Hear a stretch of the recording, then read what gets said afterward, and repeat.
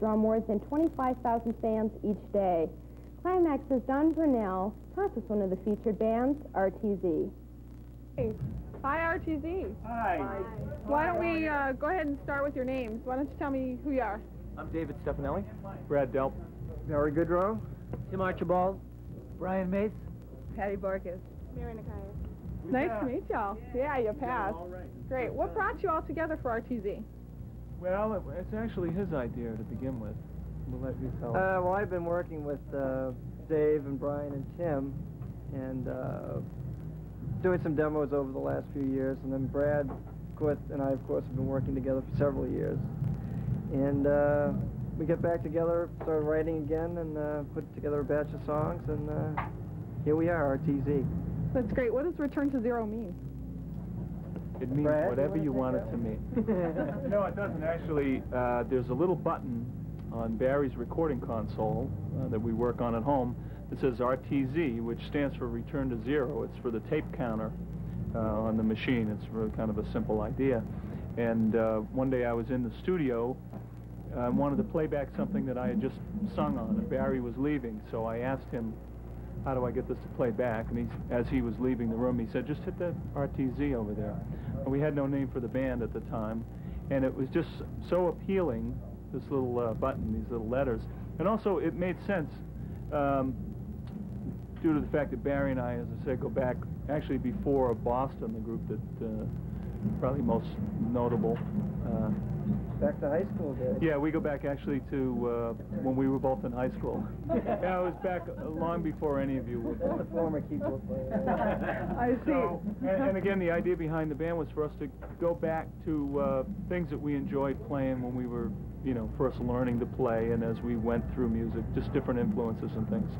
So I think there's a lot of influences from the 60s and, you know, early 70s. And is this an earthquake? Do they have earthquakes here or what? So the name seemed very appropriate.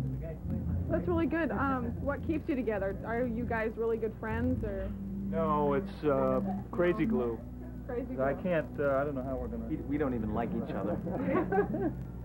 Actually, with the whole project, when we first started working on it, we weren't super conscious that there was ever going to be an album out of it. The idea was just to...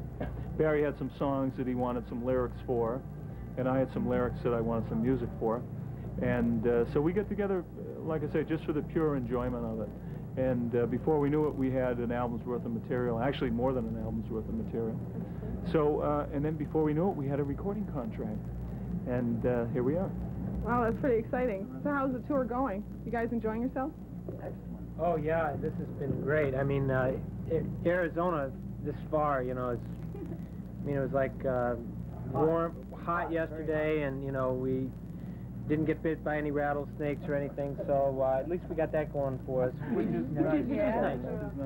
Yeah, you guys been going... Also, it's going great with the addition of two young ladies here that are presently in the band that signed on for the tour, Patty and Mary, who you met earlier in the intro.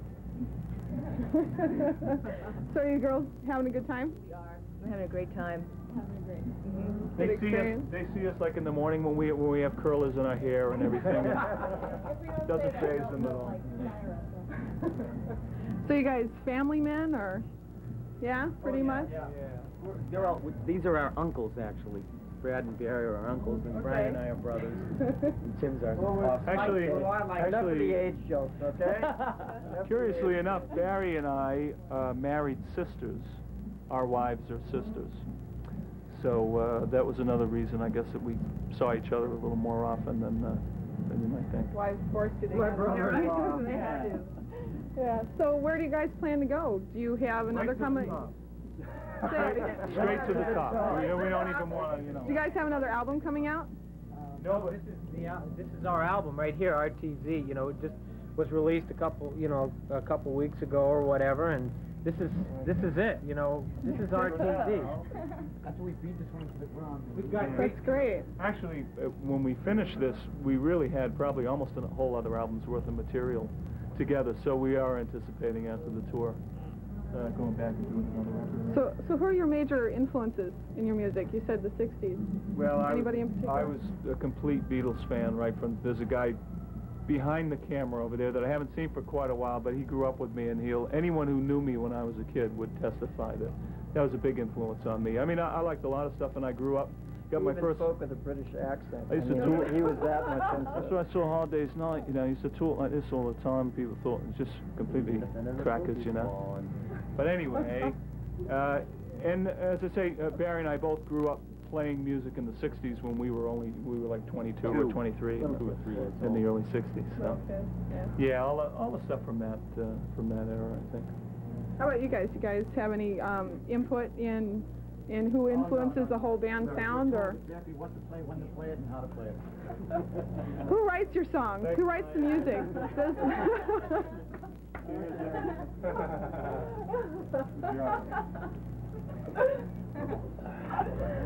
Who writes the songs? Everybody together, or do you have one composer?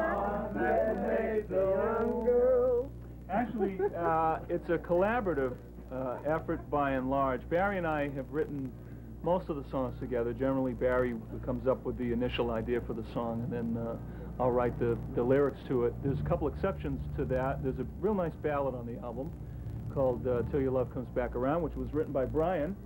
Have that 5 back, Brian? No. The 5. Thank you. He actually did a great job on that song, and really terrific. And the first single on the record, Face of Music, 50-50 was written by, the lyrics were actually, great lyrics were written by Barry, and Brian wrote the music to that, so kind of works out well that way.